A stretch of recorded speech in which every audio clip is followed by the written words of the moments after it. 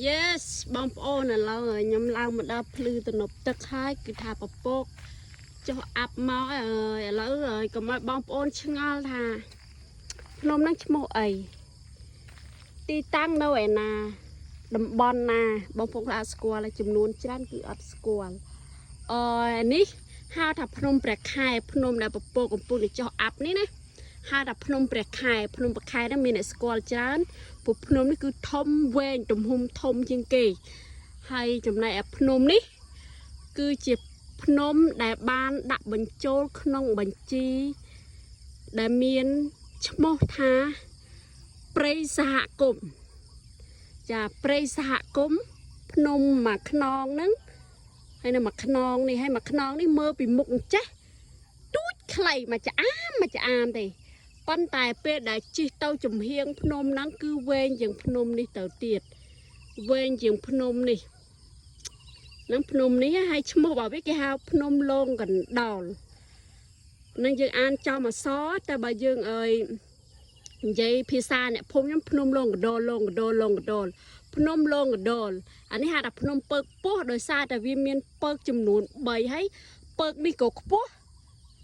វាស្រកមករៀបចឹងហើយស្រាប់ពើកនេះក៏ខ្ពស់ហើយអាពើកទី3នេះវាខ្ពស់ជាងគេទៀតដោយបងប្អូនឃើញអញ្ចឹងណាច្បាស់ហ្មងដូចកញ្ចក់ហើយទើបតែមានភ្លៀងធំហ្នឹងពីម្សិលមិញពេលព្រឹកហើយនឹងល្ងាចមិញហើយនឹងយប់មិញអញ្ចឹង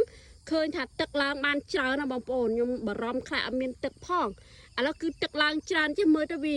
អត់សូវថ្លាតែនៅពេលដែលទឹកឡើងមកដល់ពេញរៀបត្រឹមនេះបើសិនជាថ្ងៃហ្នឹងថ្ងៃស្អែកមានភ្លៀងមកទៀតទឹកឡើងមកខ្លាំងគឺថា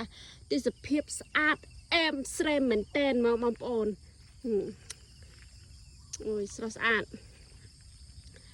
បាត់ stress ឆឹងហើយអូយបងប្អូនសុទ្ធតែតិចកម្មនិយាយទៅខ្ញុំអត់មានលុយបងប្អូនបើខ្ញុំមានលុយមានខ្សែស្រឡាយអ្នកមានអ្នកតូចអ្នកធំអីក្នុងស្រុកក្រៅស្រុកធ្វើផ្ទះតិចកម្មព្រោះអីទឹកនៅនេះមួយឆ្នាំទល់មួយឆ្នាំអត់ដាច់ទេបងប្អូនឃើញនេះមើលតិចកម្មហោះហើរនៅលើទឹកហើយតិចកម្មខាងខ្ញុំសបោហើយអត់ទាន់មានអ្នកណាធ្វើផ្ទះតិចកម្មទេដោយសារតែមកតំបន់ខ្ញុំនេះអ្នកមានចំនួនតិចហ្នឹងហើយខ្ញុំនិយាយថាអ្នកមានចំនួនតិចហ្នឹងមិនមែនថាខ្ញុំហ្នឹងថាបងប្អូនក្រទេបងប្អូនមានតែមានលក្ខណៈថាស្តង់ដារនៃគ្រួសាររបស់បងប្អូនអញ្ចឹងណាវាអត់មានហួសដល់ថ្នាក់ចំណាយលុយទៅធ្វើផ្ទះតិចកម្មទុកចោលអញ្ចឹងណាទុកផ្សងព្រេងគេលោថាអនាគតទៅដេកស៊ីអញ្ចឹងណាវាអត់ទាន់មានហ្នឹងហើយអត់ទាន់មានទេហើយតិចកម្មច្រើនមែនតើគឺថាអែមមកបងប្អូនអើយហើយតើណាឆ្ងាយនេះនៅកន្លែងផ្ទះខ្ញុំហ្នឹងហើយសម្រាប់បងប្អូនតែថាចង់មកលេងខ្ញុំសុំពេលព្រោះអីក្នុងខែ3ខែ4អីហ្នឹងគឺខ្ញុំចាប់ផ្ដើមរៀបចំបរិវេណដីខ្ញុំហ្នឹងធ្វើកូនផ្ទះទូចមួយហើយខ្ញុំនឹងមានបន្ទប់ទឹកចាព្រោះបងប្អូនចង់មកលេងច្រើនណាហើយខ្ញុំក៏អត់ទាន់មានបន្ទប់ទឹកមានអីចឹងខ្ញុំចេះតែប្រកែកពីបងប្អូនចឹងណា